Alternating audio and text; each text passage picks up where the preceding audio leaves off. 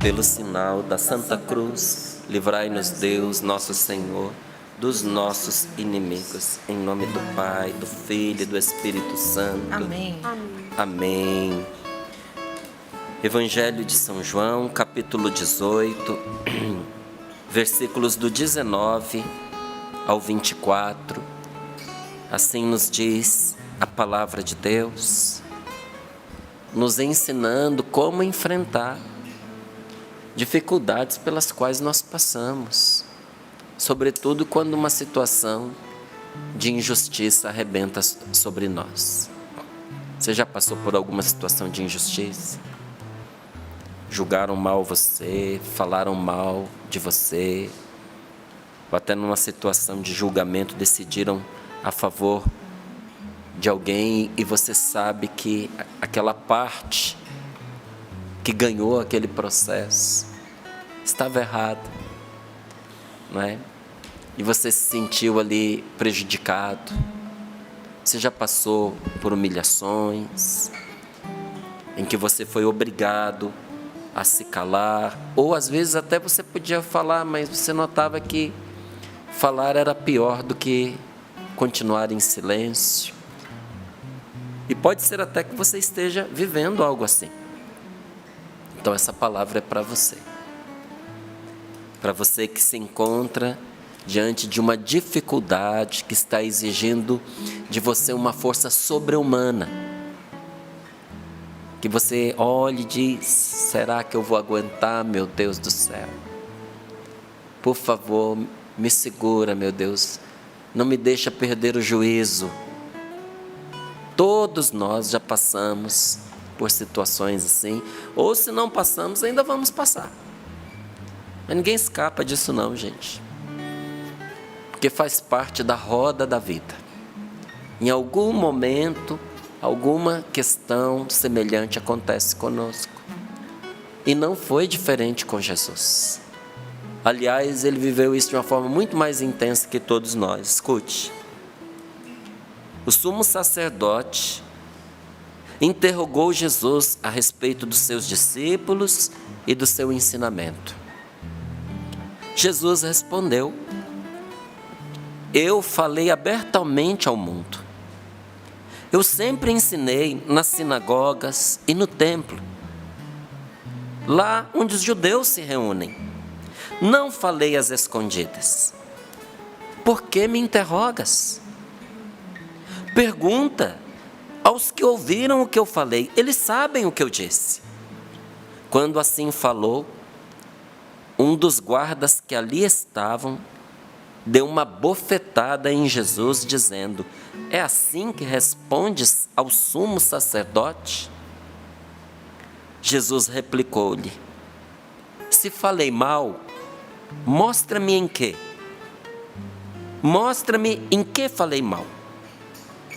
E se falei certo, por que me bates? Anás então mandou amarrado a Caifás. Termina aqui, mas eu quero que você ainda leia comigo o versículo 38. Porque era a situação de julgamento de nosso Senhor Jesus. Julgamento não, porque ele não foi julgado. Uma tentativa de incriminá-lo. Ele foi parar nas mãos do governador Pôncio Pilatos. E olha o que disse Pôncio Pilatos a respeito de Jesus. Versículo 38. Pilatos lhe disse: que é a verdade? Dito isso, saiu ao encontro dos judeus e declarou: eu não encontro nele nenhum motivo de condenação. Palavra da salvação. Glória a vós, Senhor. Não havia motivos para Jesus ser condenado. O que estava acontecendo então? Ciúme, inveja, medo. Quando as pessoas estão com medo, elas fazem loucuras. Com medo, a pessoa declara falência, com medo, a pessoa rompe amizades, com medo, a pessoa destrói a própria família, o próprio casamento. Destrói. Quando a pessoa é guiada pelo medo, gente, ela não está no seu pleno juízo e ela é capaz de fazer coisas terríveis. Tinham medo do que Jesus poderia fazer. Tinham medo de serem substituídos por nosso Senhor Jesus Cristo.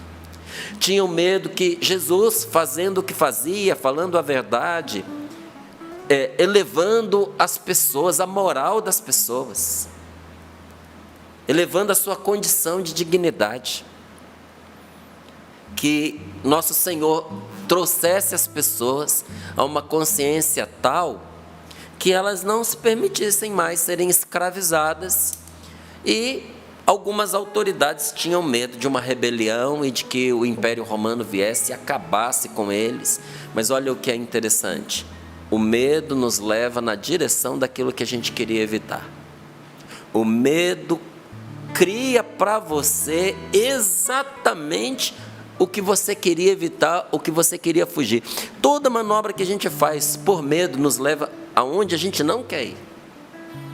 E justamente aconteceu o que eles não queriam. Por causa de todas essas manobras contra Jesus, o Império Romano, depois da morte de nosso Senhor Jesus Cristo, veio e arrasou com os judeus, arrasou com Jerusalém.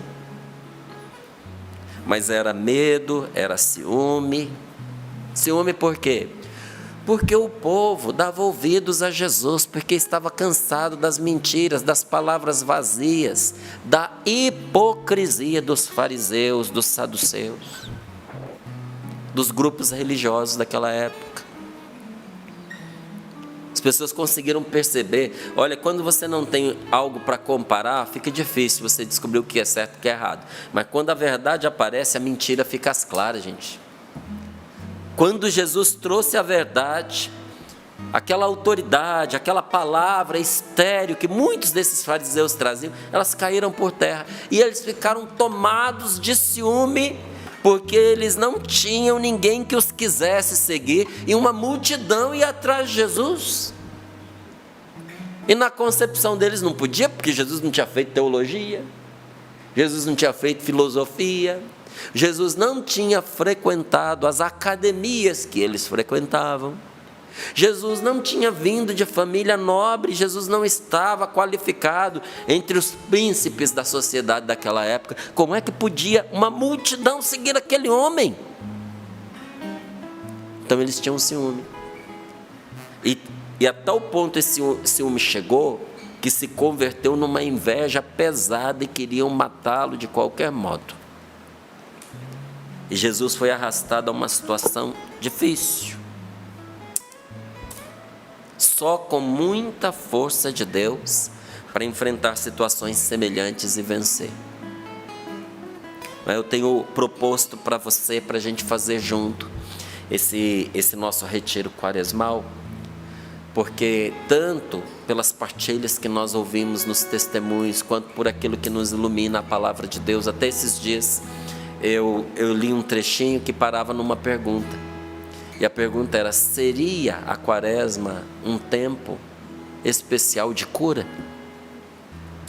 Você não tenha dúvidas disso.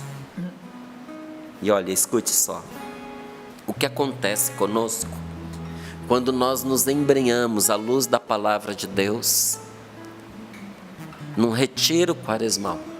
E vamos passar por episódios como esse que Jesus passou e que acabamos de ler aqui. Só que, ao fazer um retiro, nós não nos deparamos apenas com a vida de nosso Senhor Jesus Cristo, gente. Nós nos deparamos com a nossa história, nós nos deparamos com as nossas feridas, com os nossos cansaços, com as nossas fraquezas, com as nossas insuficiências. Nós nos deparamos com os nossos medos, nós nos deparamos com as nossas loucuras, nós nos deparamos com os nossos pecados. E não nos deparamos com isso para nada. Nós nos deparamos para que sejamos curados, porque a luz de Deus nos ilumina para a nossa libertação, como essa palavra de hoje que está sendo trazida para nós. Não é só para a gente tomar conhecimento do que Jesus passou, mas à luz daquilo que Jesus passou, como é que o Espírito Santo pode nos libertar? Então escute, ao mesmo tempo que a luz de Deus nos revela muitos males que nós enfrentamos, que nós padecemos, que estão dentro de nós, o seu amor oferece a cura. Pelo Espírito Santo, o Senhor pega pela mão a pessoa perdida, a pessoa insegura, aquela pessoa que está enferma emocionalmente, mentalmente, fisicamente, e a conduz passo a passo para uma nova vida. Essa é a hora em que o Espírito Santo faz com que a pessoa seja capaz de abandonar tudo o que a desvia ou sufoca o seu relacionamento com Deus. O Espírito Santo não é outra pessoa. O Espírito Santo a convence com amor, a convence a corrigir o que vai mal e a romper com a frieza espiritual por meio do jejum e por meio da oração. E então exorta aquele homem, exorta aquela mulher a seguir Jesus e a aprender com ele como ser manso, como ser humilde, como ser sábio, como ser decidido pelas coisas do céu, determinado a crescer como pessoa, a crescer na fé, a crescer na santidade. E foi por esse mesmo caminho iluminado pela palavra de Deus que no passado o Espírito Santo conduziu pessoas oprimidas à libertação, enfermos a receber a cura, e gente fraca e desacreditada ele conduziu à santidade. A quem aceita o convite de andar sempre com Jesus, você aceita? Responda. Você aceita o convite de andar sempre com Jesus? Vamos dar esses 40 dias a Deus? Vamos caminhar com o Senhor nessa quaresma? Olha, eu sei que muitas pessoas não têm condições de sair da sua casa, se colocar num convento para fazer um retiro. Mas você pode puxar todos os benefícios, toda aquela atmosfera de oração, de amor, de liberdade, de cura para a sua casa e para as atividades que você não tem como deixar de fazer, que são irrenunciáveis. Mas você aceita, como diz aqui, quem aceita o convite de andar sempre com Jesus, vamos fazer isso juntos?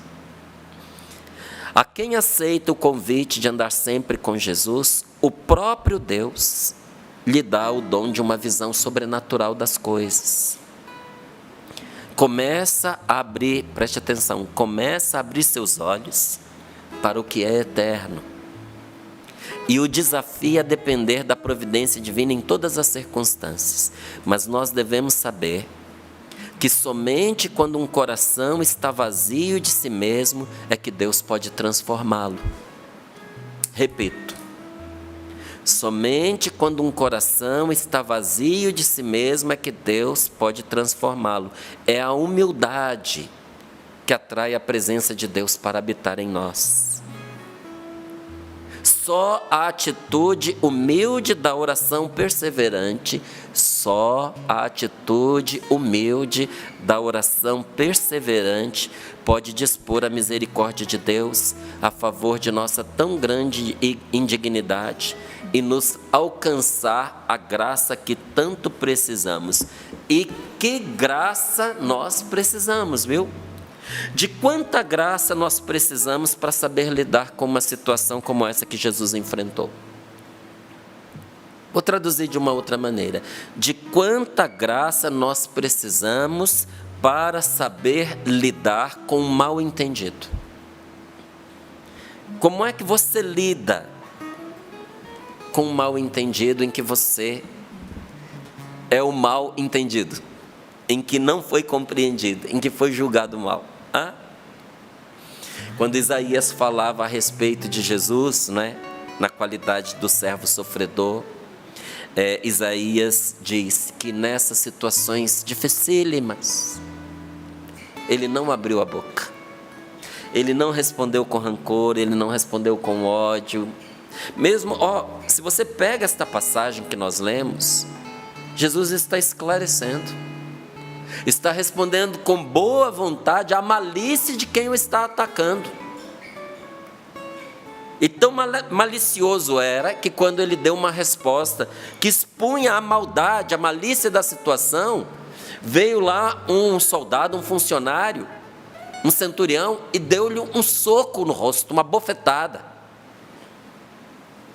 E Jesus não devolve. Jesus chama aquela pessoa à consciência.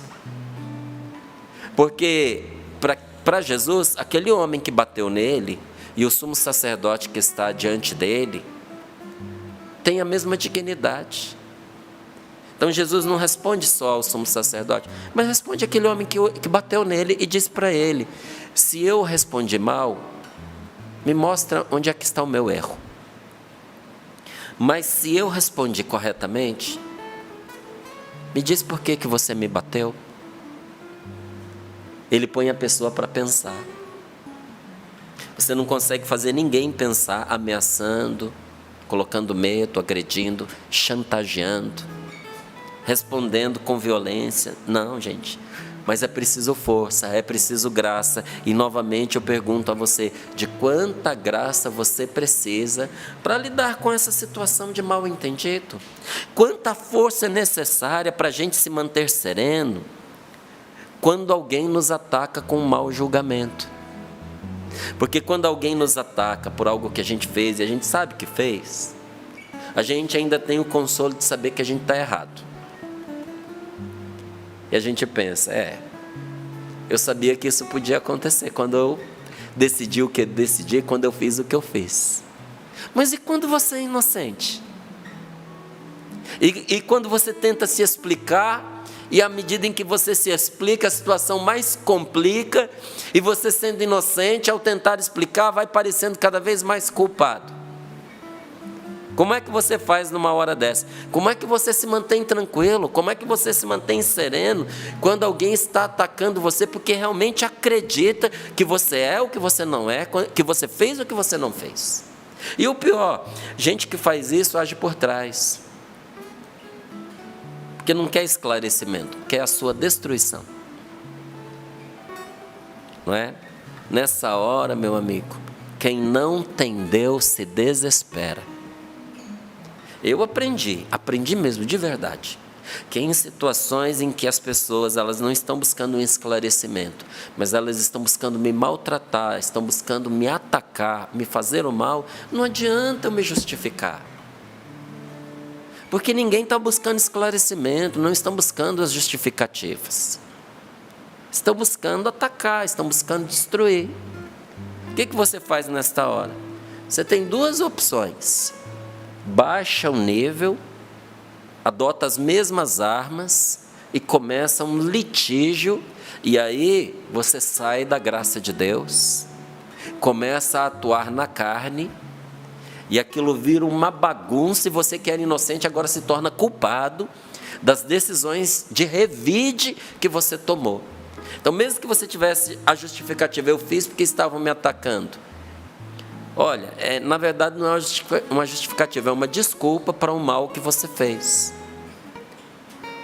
Essa é uma das alternativas. A pior delas é péssima. A melhor é entregar a Deus esse juízo. Declarar o Senhor como seu justo juiz e advogado. Confiar que a verdade virá a seu tempo. E que Deus fará a sua justiça, que não coincide com o meu desejo de vingança. Quem tem fé e é capaz de esperar, acreditando nisso que eu acabei de lhe dizer, verá a vitória de Deus. Verá o Senhor justificar você, sem destruir ninguém, sabe? Mas eu queria vingança, né? Queria fazer com quem te fez sofrer, né? Você queria ver o sofrimento de quem te maltratou. Mas esse não é o caminho de Deus, gente.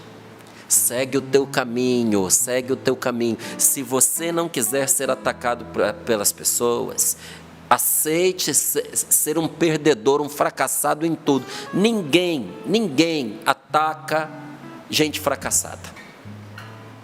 Ninguém chuta cachorro morto. Entende? Vão falar mal de você, mas logo deixa para lá, fracassado, coitado, não ameaça ninguém. Agora, se você quiser que coisas boas aconteçam na sua vida, se você quiser que algum projeto seu dê certo, se você quiser melhorar como pessoa, pode se preparar para as pancadas, se prepare, porque você vai ser atacado. Não é? Tem que aprender a lidar com isso. Não é? Então, se você quiser ser alguém na sua vida, se você quiser fazer com que coisas boas aconteçam também para você, pode se preparar, porque muitas pessoas que você não esperava atacarão você. E você vai ficar confuso, perguntando assim, mas por que será que essa pessoa está contra mim, mas eu não fiz nada contra ela? Você não fez nada contra ela, mas sua vida está dando certo, as coisas estão acontecendo para você, e isso causa um mal-estar para ela, porque ela se compara contigo.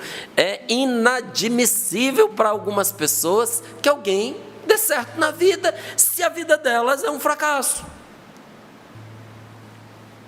Então, siga ganhando.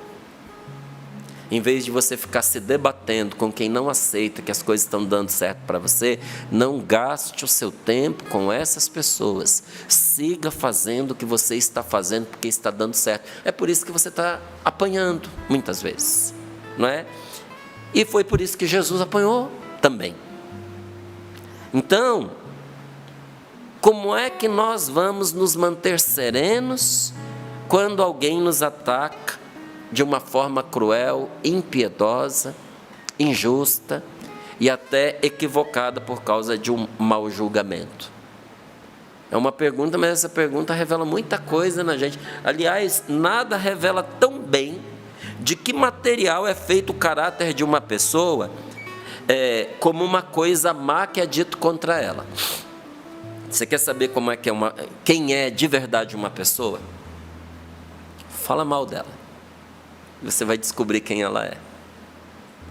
Tem gente que é um anjo. A pessoa é a melhor pessoa do mundo, até você pisar no calo dela. Pisa no calo dela, ela vira um demônio. Isso revela quem a pessoa é. Olha, gente, quando você fica exposto, e aqui na Canção Nova, por causa de rádio, por causa de televisão, por causa dos encontros que você está pregando, você fica exposto a muitas pessoas, a muitos relacionamentos. Alguns relacionamentos que não aconteceriam se você tivesse tímido, na sua intimidade, no anonimato. Eles acontecem porque você se tornou uma pessoa pública. E é muito interessante. E a gente não pode se magoar com isso.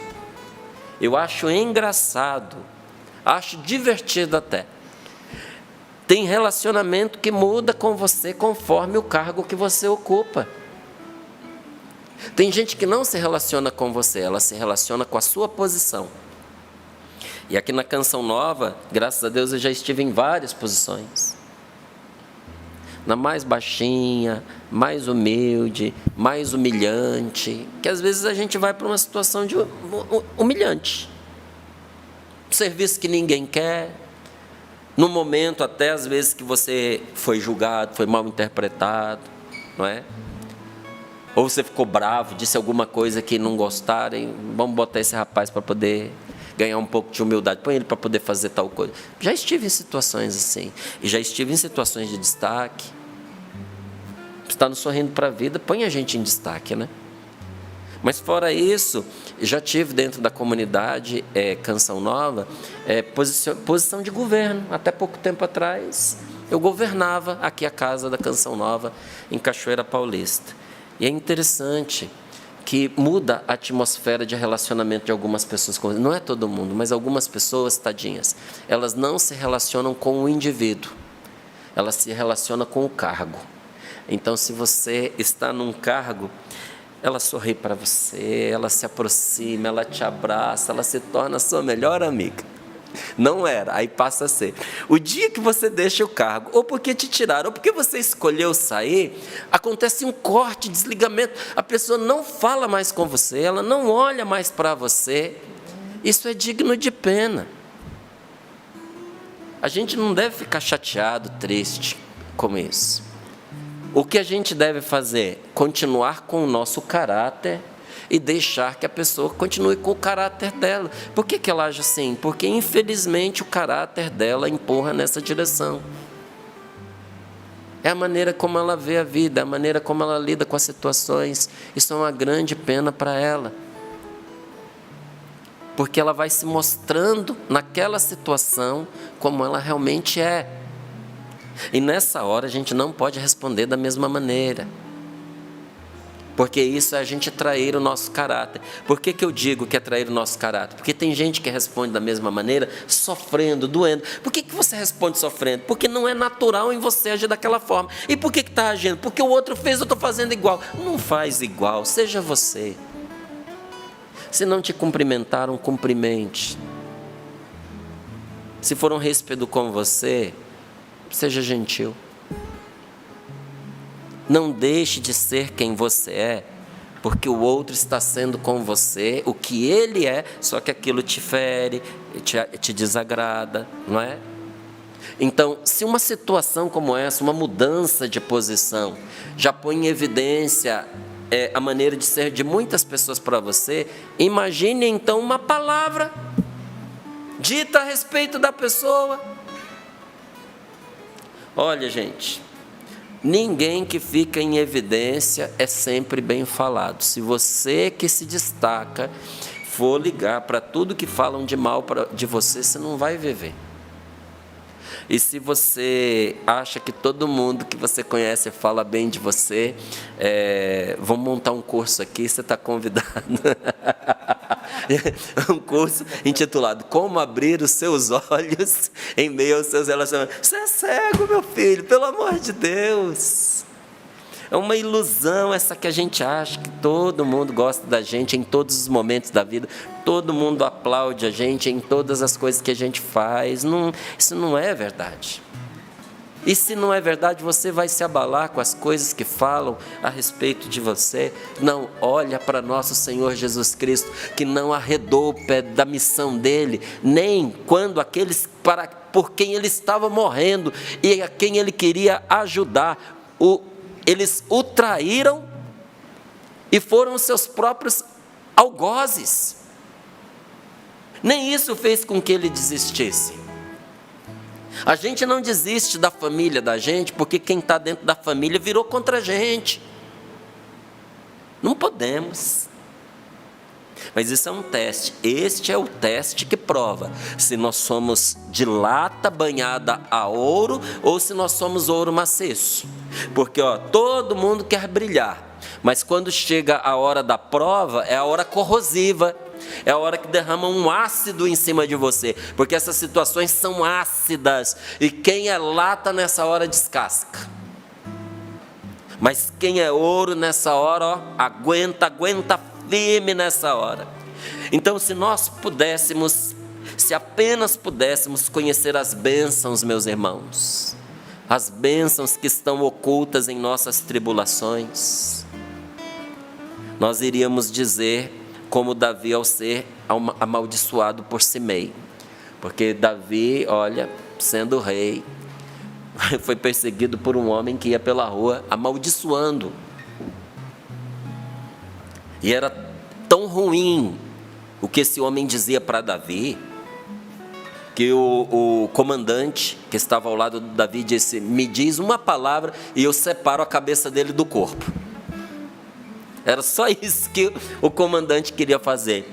Porque esse homem estava amaldiçoando Davi, desejando a ele a morte, dizendo que bem feito, que a família dele tinha se voltado contra ele, e que por causa dele, o filho dele tinha sido morto. E olha, as coisas pesadas de ouvir, gente. Pesadas. Imagina alguém te perseguindo pelo caminho, dizendo que bom que teu filho morreu. E aí tem um cara armado do lado e diz: se você piscar, eu vou lá e corto a cabeça dele fora. Faz um sinal para mim que eu vou arrancar, não a língua, mas vou arrancar a cabeça desse miserável. Sabe o que Davi respondeu? Deixai-o. Deixe que amaldiçoe. Talvez o Senhor me pagará com um bem a sua maldição deste dia. Gente, olha, Davi é condenável por muitas coisas que ele fez, mas por causa de palavras como essa, que retratam o que estava dentro do coração dele, é um homem admirável, é um homem de Deus. Pare de ficar olhando para as maldições, mas faz como Davi e se pergunte qual é a bênção que virá dessa dor, desse sofrimento, dessa doença, dessas palavras malditas, desse ataque que eu estou recebendo. Que bênção virá daí? Que bênção virá? Porque existem bênçãos que estão ocultas nas nossas tribulações. Tem graças que nós não experimentaríamos se não fosse pelos sofrimentos e por meio dos sofrimentos. Então, algumas pessoas facilmente se afastam da grandeza do trabalho da sua vida, abandonam a sua missão, abandonam o seu projeto, abandonam a sua vocação. Sabe para quê? Para perseguirem as pessoas que a ofenderam. Tem gente que facilmente deixa o que deve fazer para ir atrás dos seus inimigos. E aí a sua vida se torna um insignificante redemoinho de atividades. Nada ocupa tanto a vida de uma pessoa do que correr atrás de quem está atacando pedra nela. Você vai deixar de viver para ir atrás de quem te persegue. Toque a sua vida adiante.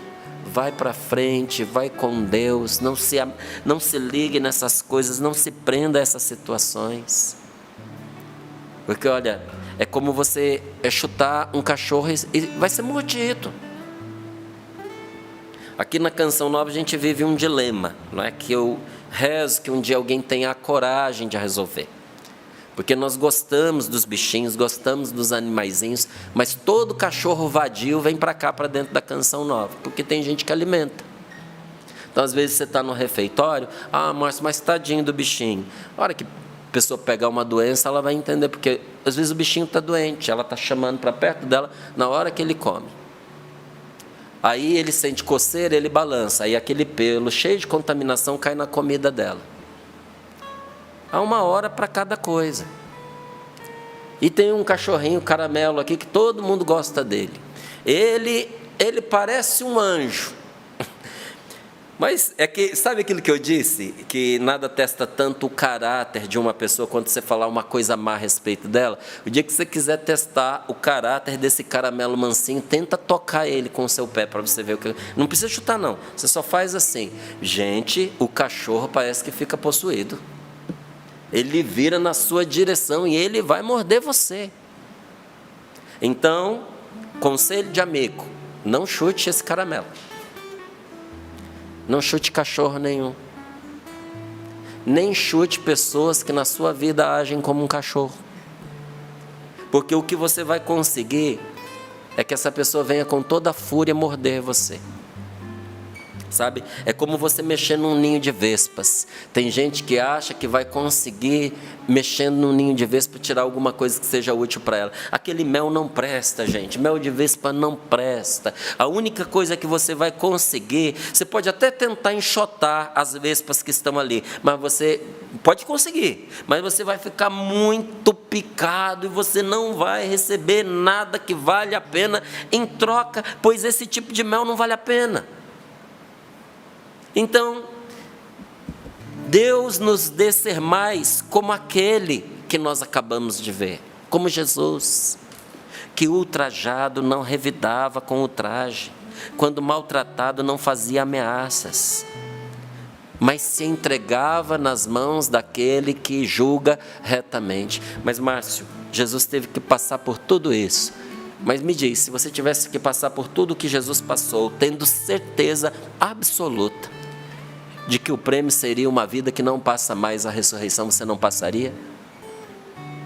Se alguém lhe dissesse assim, vai viver uma vida tranquila, serena, boa, mas que quando morrer, morreu, acabou.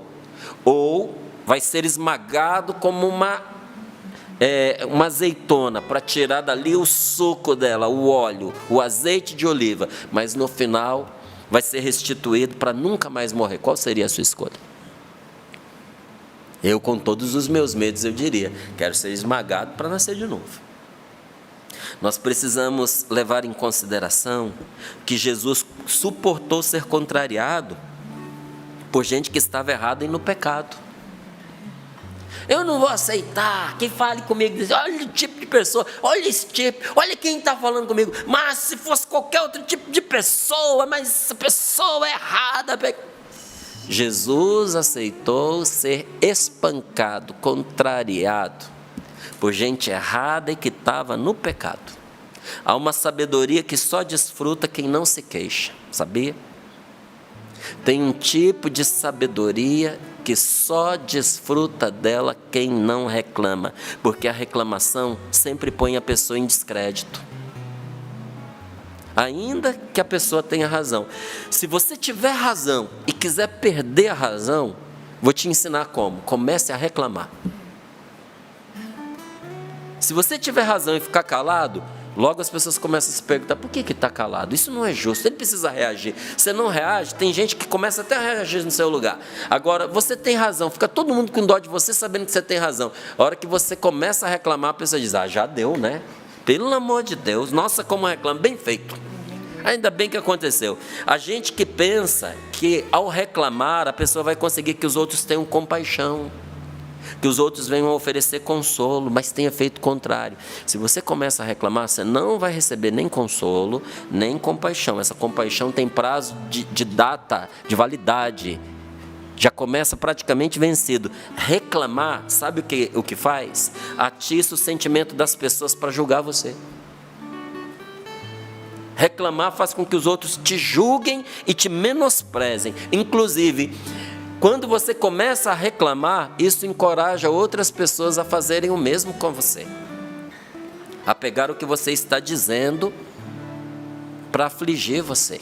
Descobrir onde é que você era fraco, onde você foi atingido. Então, quando você publica que esta ou que aquela pessoa ofendeu você, e tem gente que infelizmente faz isso nas redes sociais, não faça isso com você. Tenha amor próprio. Não faça isso. Não use a internet para você desabafar.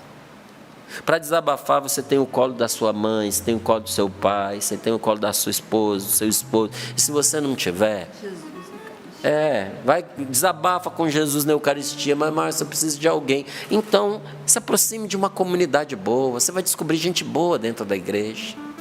Alguém confiável. Procure um bom sacerdote. Desabafe ali. Pelo menos você tem garantia do sigilo da confissão, não é verdade? Mas não faça isso na internet. Olha, teve uma coisa que eu aprendi. Eu aprendi há muito tempo já. Eu aprendi que a gente nunca deve se defender por escrito. Sabia? E tem gente que vai lá na internet colocar os motivos das acusações e a sua defesa. Aquilo fica registrado para sempre, levantando dúvidas a seu respeito para sempre. Então, quando você publica que esta ou aquela pessoa ofendeu você, isso parece abrir caminho para que mais gente faça o mesmo. Quem reclama de ofensas passadas, sem perceber, motiva ofensas futuras. Esse sorrindo para a vida não é sorrindo para a vida para você escutar uma vez só, não. Se você escutar só hoje, amanhã depois você vai ter esquecido essas coisas que eu estou falando para você. Isso aqui, olha, foi aprendido à custa de muita lágrima, de muito suor, de muito sofrimento, de muito estudo, de debruçar-me sobre a palavra de Deus, de experimentar na prática se é verdade ou se não é. Esse sorrindo para a vida é para você escutar 3, 4, 5, 10 vezes. É um sorrindo para a vida para a gente escutar com caneta e papel na mão. Nossa, será que você não está sendo presunçoso? Eu não, o meu está aqui tudo anotadinho, ó. O meu eu já fiz a tarefa antes de pedir para você fazer. Esse é o tipo de coisa que a gente rumina dentro do coração, tá certo? Então, quem reclama das ofensas passadas está abrindo caminho para ser ofendido novamente. Com suas queixas, às vezes a pessoa está buscando consolo, está buscando alívio, mas em vez disso, sabe o que ela consegue? Só consegue desprezo. Não, você merece mais do que isso. O que eu preciso fazer então? A melhor coisa é mudar de atitude. Deixei o mais importante para o final, porque o que a gente ouve por último é o que fica mais guardado dentro de nós, tá certo? O que você precisa fazer é mudar de atitude. Ponha em evidência o bem, coisas boas. Pare de falar mal. Não gaste seu tempo falando mal de quem fala mal de você, de quem não gosta de você, porque você está gastando seu tempo com quem não merece. Em vez de se ocupar de quem não merece que você se ocupe de quem merece. Comece a elogiar as pessoas boas da sua vida. Elogie quem te apoia. Promova quem te faz bem. Você verá que ao falar bem das pessoas que estão com você, vai aparecer mais gente. Quando você começa a criticar, a falar mal de quem te ataca, aparece mais. E quando você começa a elogiar e a cuidar de quem faz bem para você, aparece mais gente também assim. Põe as mãos sobre o seu peito, feche seus olhos um pouquinho e peça ao Espírito Santo para inundar você com essa sabedoria de que as pessoas ajudam. As pessoas ajudam, gente. Quem sabe reconhecer e nunca esquecem os favores que receberam. Ninguém tem prazer com gente reclamona e mal agradecida, ninguém. Nunca divulgue as coisas ruins que falam de você, não pare nelas, siga em frente, busque o seu refrigério em Deus. Assim você conserva os seus amigos e você barra os seus inimigos. Obrigado, Senhor, pela sabedoria desta palavra.